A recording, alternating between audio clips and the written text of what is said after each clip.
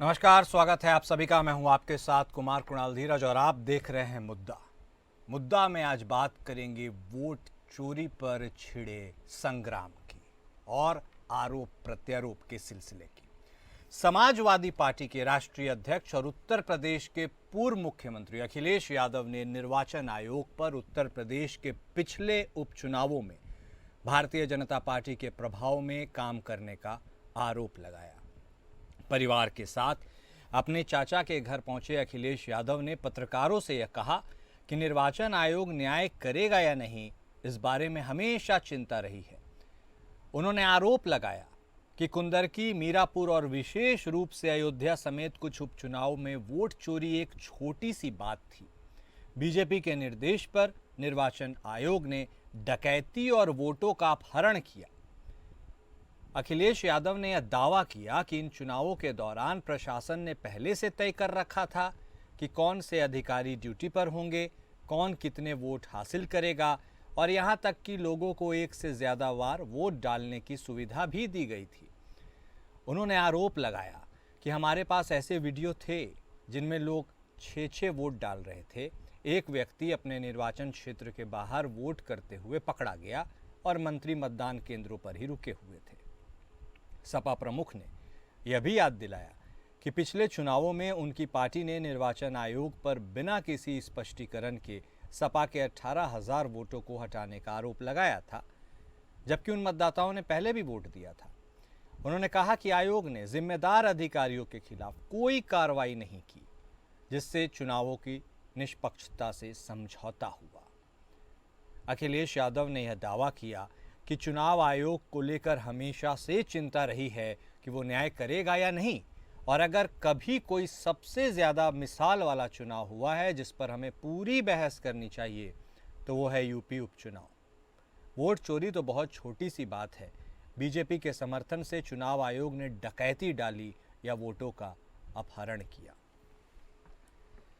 तो वोट चोरी पर छिड़े इस महासंग्राम में अब एक एक करके समस्त नेता अपने अपने विचारों को प्रकट कर रहे हैं और इस फहरिस्त में सबसे नया नाम अखिलेश यादव साहब का है, जहां साफ तौर पर उन्होंने कहा है कि जिस तरह से वोटों की डकैती की गई है वह अपने आप में बड़ी चिंता की बात है।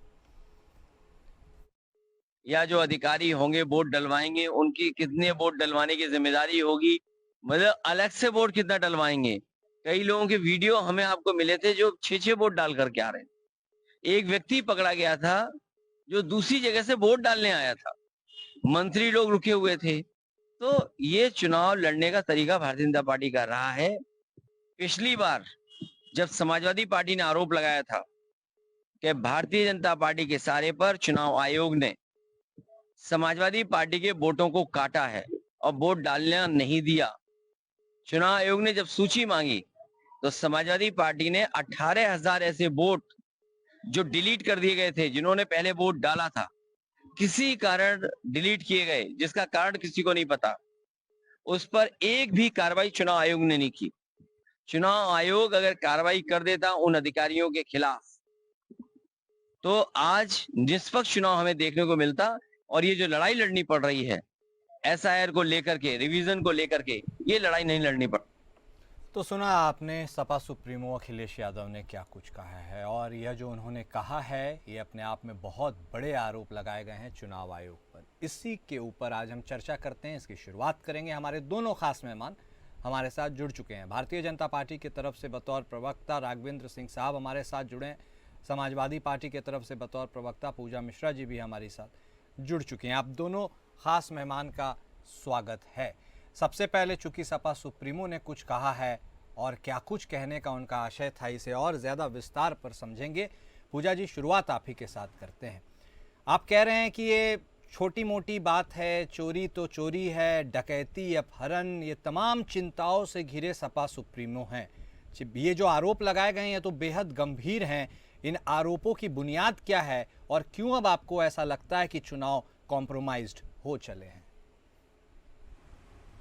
आपको नमस्कार। और इन आरोपों की जो बुनियाद आप कर इसकी पुष्टि तो जो है, जब बाय इलेक्शन के समय में on the day of voting police कर्मियों को जब निष्कासित करना पड़ा था, उनको निलंबन करना पड़ा था उनका, तो आपको पता चलता है कि कहीं ना कहीं गड़बड़ तो चल रहा था, इतना गड़बड़ चल रहा था कि चुनाव आयोग चाहकर भी आंख बंद नहीं कर सकता था। और वोटिंग के समय ही वही हम लगातार कंप्लेन कर रहे थे, वो कंप्लेन नहीं सुनी जा रही थी। जब प्रेस कॉन्फ्रेंस माननीय राष्ट्रीय अध्यक्ष अखिलेश यादव जी 2 बजे बुला लेते हैं, इतनी धांधली हो रही होती है, तब जाकर के चुनाव आयोग जो है 4 पुलिस कर्मियों को निलंबित कर देता है। ये इतिहास में पहली बार हो रहा है। देखिए, आप वोटिंग के वाले दिन वोटिंग चल रही है और पुलिस कर्मियों का वहां पे निलंबन हो रहा है। क्यों?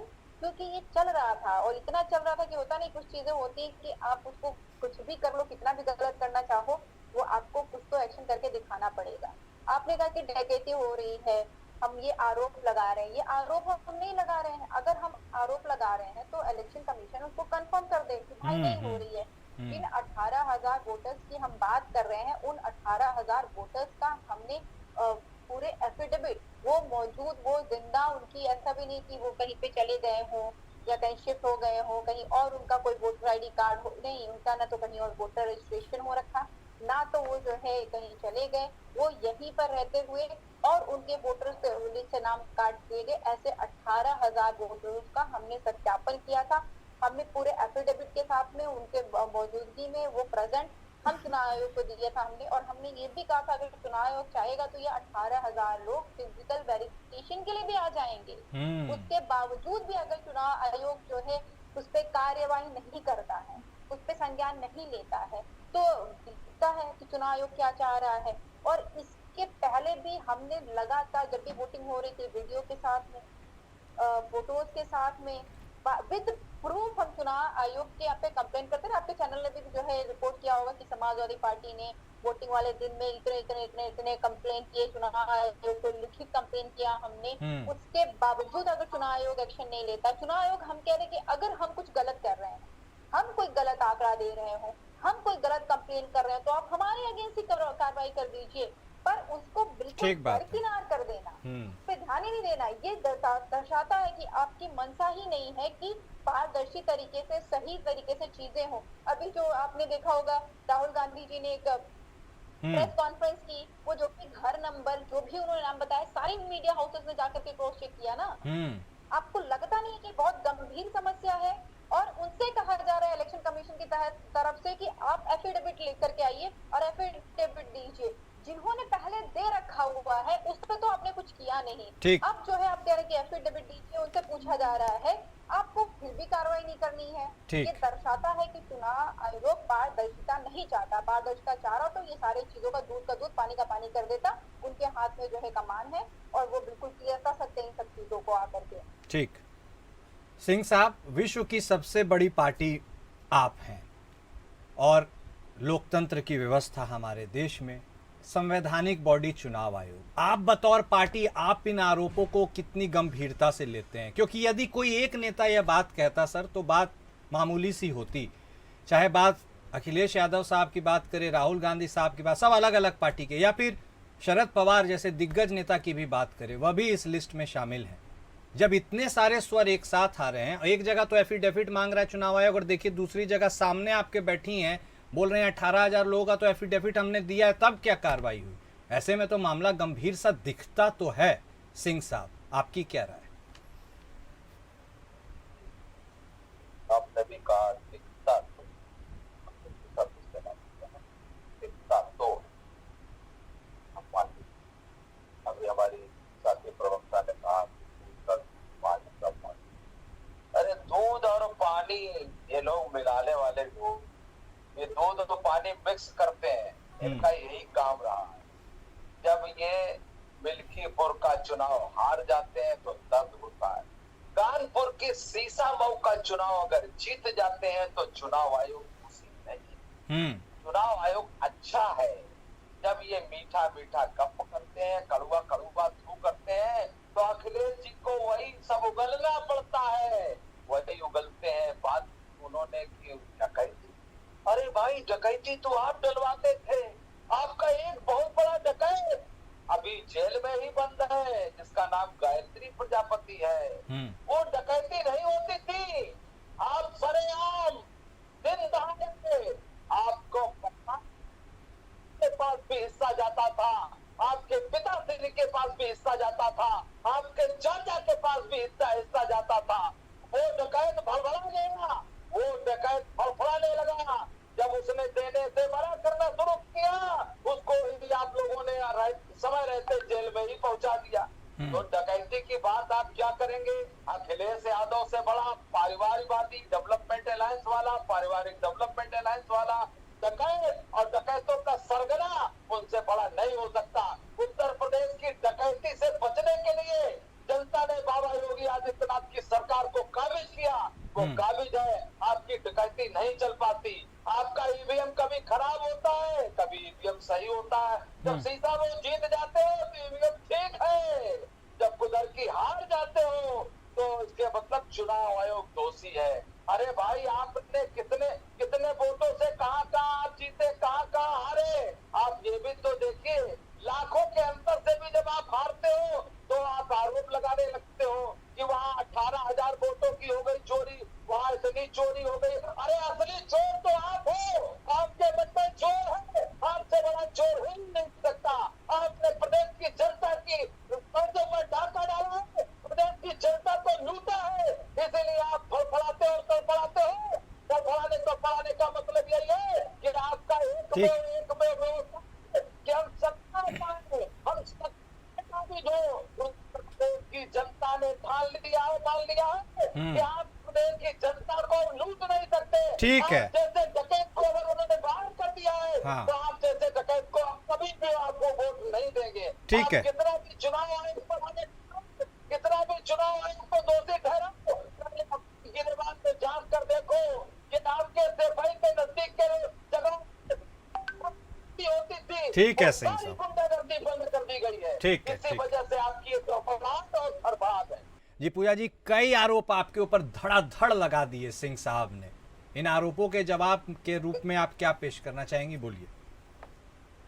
कुणाल जी, देखिए, जैसे बच्चे से प्रश्न पूछा जाता है ना, जैसे हम पूछे बच्चे से कि फोटोवोल्टिक इफेक्ट क्या होता है, और बच्चा जवाब दे कि सूरज उगता है, सूरज की किरणें जो है निकलती है, रोशनी होता है और सूरज जो है सोलर एनर्जी देता है, बट वो फोटोवोल्टिक इफेक्ट क्या होता है वो ना बताए। तो भारतीय जनता पार्टी के प्रवक्ता जो है, आपने पूछा क्या बात इलेक्शन कमीशन पे हो रही थी, वो इलेक्शन कमीशन के प्रवक्ता जैसे भी बिहेव नहीं किए। पूजा जी, आपकी बात अधूरी रह गई थी, मैंने आपको टोक दिया था। आपसे निवेदन है कि अपनी बात कंप्लीट कीजिए और जवाब दे दीजिए। और एक सवाल उसमें मैं ऐड ऑन भी कर देता हूं, जो सिंह साहब ने बार बार बोला है कि जब आप लोग जीतते हैं तब कोई दिक्कत नहीं है, हारने के बाद बौखलाहट क्यों? पूजा जी, आप सुन पा रही हैं हमें? चलिए, लगता है संपर्क टूट गया। एक बार फिर से हम जुड़ने की कोशिश करेंगे। सिंह साहब हमारे साथ बने हुए हैं। सिंह साहब, दो सवाल हैं मेरे, सिंपल, उनका जवाब दे दीजिए सर, ईमानदारी से, बस और कुछ नहीं चाहिए। ये दो सवाल में से पहला सवाल यह है कि भाई, चुनाव आयोग एक संवैधानिक बॉडी है, चुनाव आयोग अपने तरफ से क्या पक्ष रखता है? आपके ऊपर यह आरोप लगता है कि आप चुनाव आयोग की तरफ से खूब पुरजोर तरीके से बैटिंग करते हैं, ऐसा क्यों? और आप भी एक पार्टी हैं, यदि तमाम विपक्षी पार्टी इस शंका से घिरी हुई है तो आपको चिंता क्यों नहीं होती है? कल जो उनका नंबर है वो किस नंबर तो किसी का भी आ सकता है। सिंह साहब,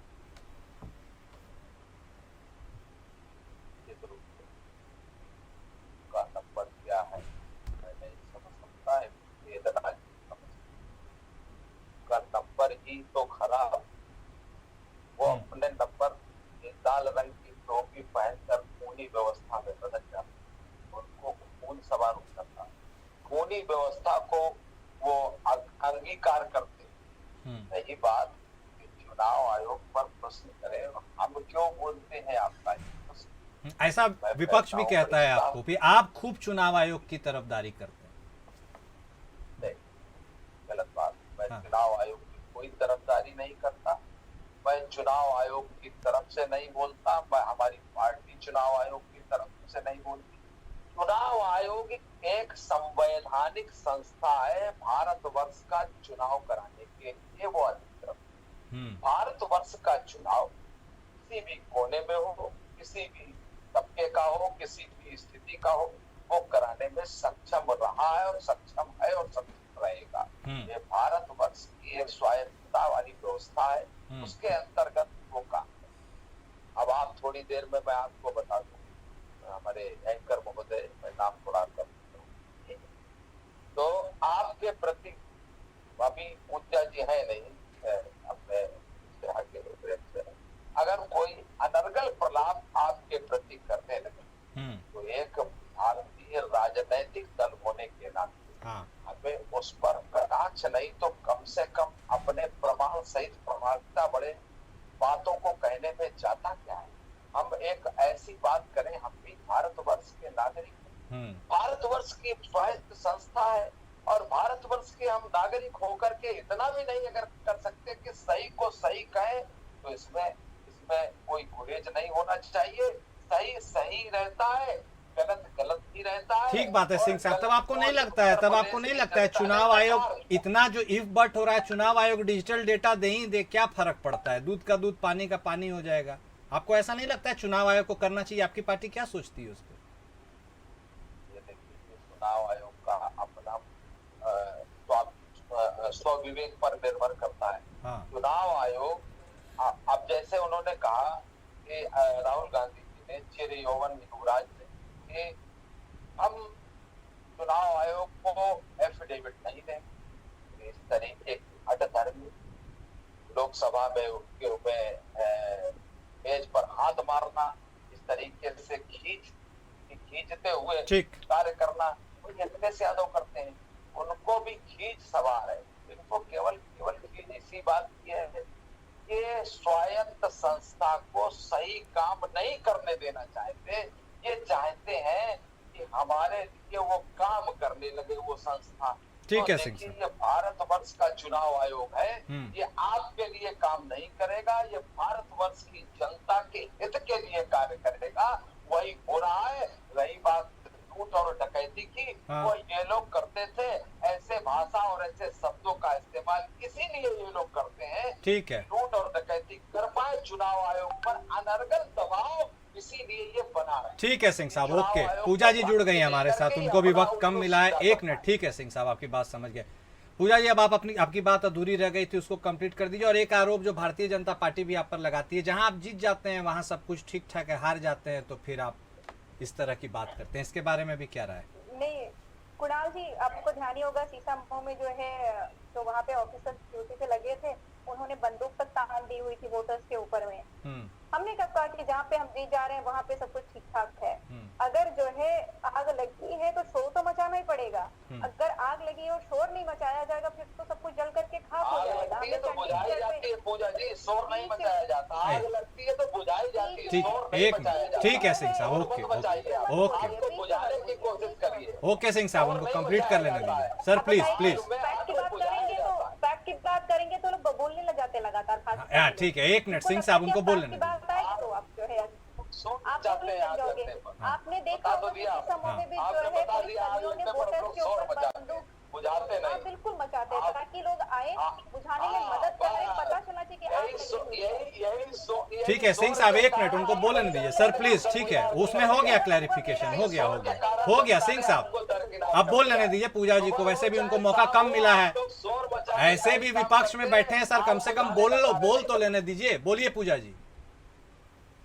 कुणाल जी, मैंने शुरुआत में ही कहा था कि बच्चे से पूछिए कि फोटोवोल्टिक इफेक्ट क्या होता है। तो होता सूरज उगता है, रोशनी देता है और उसमें फोटोन होते हैं, फोटोन की वही बच्चा अखिलेश यादव है, ये सब बोल देंगे, वही बच्चा अखिलेश यादव है, फैक्ट नहीं होती। वही बच्चा अखिलेश यादव है, कमीशन की बात हो रही है, चंडीगढ़ में हमने देखा आता न जाता चुनाव चिन्ह। ठीक है सिंह साहब, ओके, अब उनको बोल लेने दीजिए सर, दोनों साथ में बोलिएगा, कोई फायदा नहीं होगा। सिंह साहब प्लीज, रिक्वेस्ट है आपसे, बोलिए पूजा जी। कुणाल जी, ये भाजपा की प्रवृत्ति हो रखी है। इन लोग चाहते हैं कि ऐसे जो है ज्यादा चिल्ला करके जो अच्छी बातें हैं, जो सही बातें हैं, उनको दबा दिया जाए।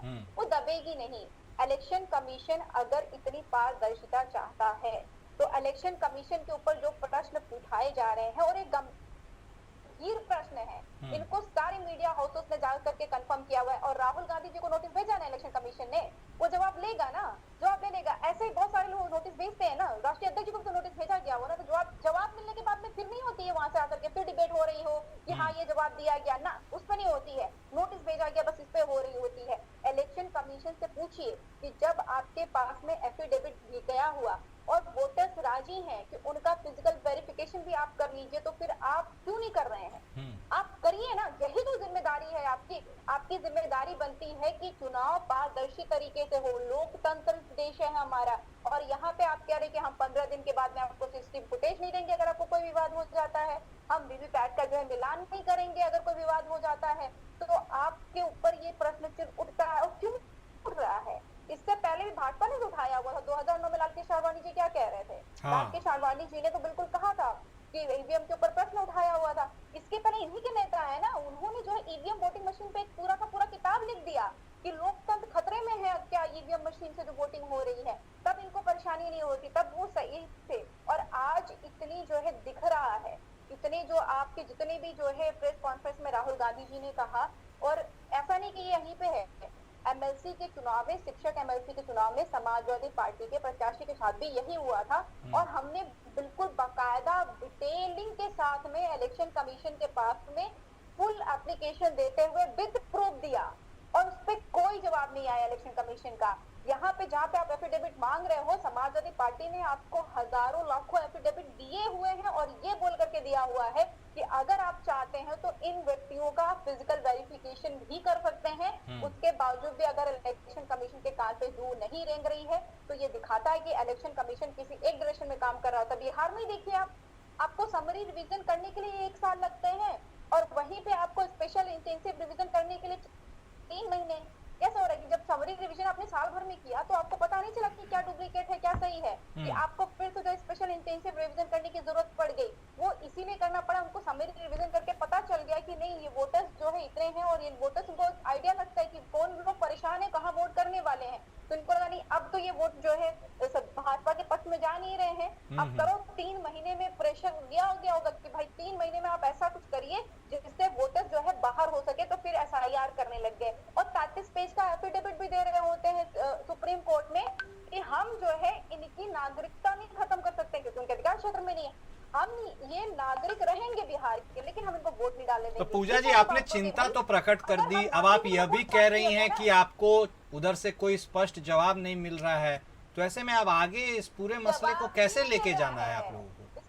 नहीं, स्पष्ट क्या, जवाब ही नहीं मिल रहा है। जवाब ही नहीं मिल रहा है, तो अब आगे का रास्ता कैसे तय करिएगा? मतलब क्या उपाय है? तो ऐसे कर रहे हैं ना, आप बताइए कि हमने जब जो है कंप्लेंट्स किए, रिटन कंप्लेंट्स किए, एफिडेविट दिए, आपने जब आप लोग के न्यूज़ चैनल में चला कि हम कफन लेकर के क्यों गए इलेक्शन कमीशन के लिए, क्यों ना लेकर के जाए? जब इलेक्शन कमीशन मुर्दा जैसा बिहेव करेगा, हम एप्लीकेशन पे एप्लीकेशन देंगे। हम ये भी कह रहे हैं, हम ये लीजिए एफिडेविट लीजिए, ये सबूत लीजिए कि ये पूजा मिश्रा जी हैं, इनका वोट कार्ड दिया गया हुआ है, ये फिजिकली अवेलेबल है, इन्होंने साइन करके दिया, आप पूरा आइडेंटिफिकेशन दे रहे हो, और आप चाहेंगे प्रेजेंट भी हो जाएंगे, और तब भी आप नहीं सांस ले रहे हैं। ठीक है, तो क्या किया जाएगा? तो यही तो किया जाएगा ना। हम आपसे बैठ करके क्या कहेंगे लोकतंत्र में? बाहर आकर के बोलेंगे ही तो सही, यही तो कर सकते हैं। और यही तो बोले भी जा रहे हैं। नहीं, ठीक बात है, ठीक है, आप जो कह रही हैं, और यही तमाम अक्रॉस पार्टी लाइंस विपक्ष की बातें निकल कर आ रही है। वक्त इतने की इजाज़त देता है, माफ़ कीजिएगा। बहुत शुक्रिया आप दोनों खास मेहमान का इस चर्चा में शामिल होने के लिए। तो एक के बाद एक तमाम विपक्षी पार्टी के बड़े नेता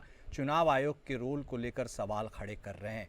ऐसे में चुनाव आयोग की तरफ से इस पूरे मैटर पर क्या कुछ निकल कर सामने आता है, क्या कोई स्पष्टीकरण आता है, इस पर भी देश की जनता निगाहें लगाई हुई हैं। मुद्दा में आज बस इतना ही। नमस्कार।